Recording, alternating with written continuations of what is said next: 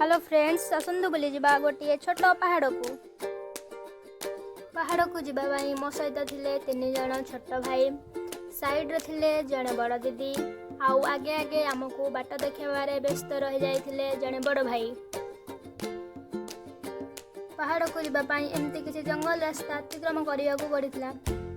पहाड़ को गलापर एमती किसी पहाड़र दृश्य देखा मिलता जहाँकि बहुत सुंदर लगुला। ता सहित पहाड़र चारिपाखरे गछ लता द्वारा बहुत सुंदर देखा जाउथिला। आउ ये हूँ से सुंदर दृश्य जहाँकि बहुत भल लगुला।